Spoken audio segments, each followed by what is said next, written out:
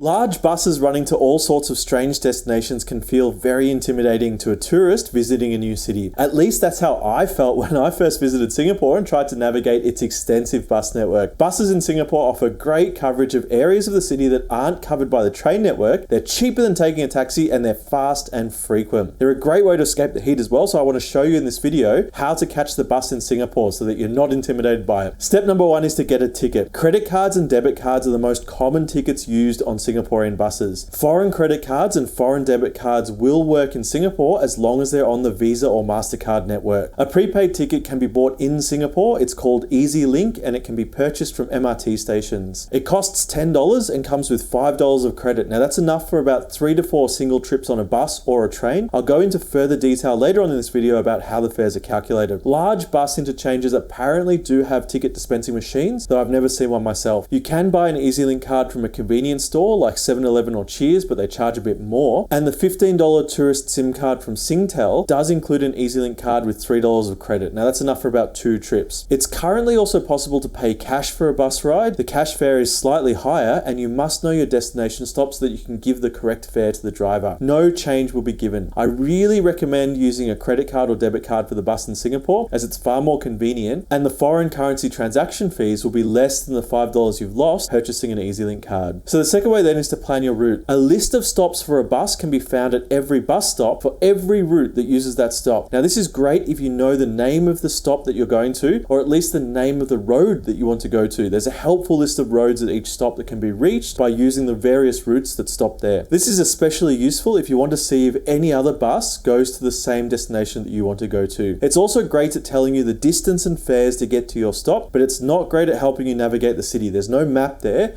It's simply a list of where each bus stops. Google Maps is the most convenient way I found for getting around Singapore. It can help you plan out your journey and it even tells you when the next bus is coming. It also tells you alternative routes that you can take to get there and includes any interchanges or walking that you might need to do. I found it really focuses on minimizing that walking though. There have been a few cases where if I simply walk 5 more minutes to another bus stop, I could have avoided an interchange or got to my destination a bit quicker. Minimizing walking might be your goal though to escape the heat and humidity of Singapore. You can also try a website called busrouter.sg. It has a location of all the stops in the city, maps of all the routes, and even has that next bus information. It's free to use. Buses mostly operate on a frequency basis, so you should expect most buses to come every 10 to 15 minutes throughout the day. They are more frequent during the peak hours though. Letters on the route numbers, such as an E or an M, are important. These can mean that the bus skips stops and might skip a stop that you want to use. Make sure that you ride the correct bus number, including the letter. So step number 3 is to actually ride the bus. When your bus arrives, step on and tap your card. The fare will be calculated at the end of your journey. Fares are charged based on the distance that you travel, even if you change buses. Though I found a few quirks where you can be charged an extra couple of cents for changing buses. I'll go into more details on fares later in this video. You can sit anywhere on the bus, though seating in the low floor area should be offered to the elderly, disabled, and to children. Many buses have an upper deck. This can be a great way to get a view of the city without paying for a tour bus. If you want more money-saving hints like that, hit the like button and let me know. When your stop is the next one, press the button to let the driver know. Once the bus is stopped, the doors will open and you can get out. Make sure you tap your card when you leave to calculate the correct fare for your journey. You can often tap out just before the doors open as soon as the reader shows that it is possible. A loud beep will confirm that you have tapped your card, and if you're using EasyLink, the amount of your fare will be shown. So how much does it cost to catch the bus in Singapore? Typically, you'll be paying between $1.10 and $2 for a single journey, depending on how far you travel. The minimum fare is just under $1, though this will only cover you for a few stops. The most you'll pay is $2.26, but this would be a very long journey, such as traveling from Changi Airport to the city. Buses that have an E in their route cost a little more as these are express buses, though most tourists won't ever end up catching an express bus. Cash fares are also slightly higher, costing around $2 to $3, and there's no cap on the daily fare in Singapore, so if you're using the bus a lot, if you're taking a lot of journeys, it can really add up. Catching a train is also a great way to escape the heat and a cheap way to travel around the city. Check out this video next on how to catch a train around Singapore.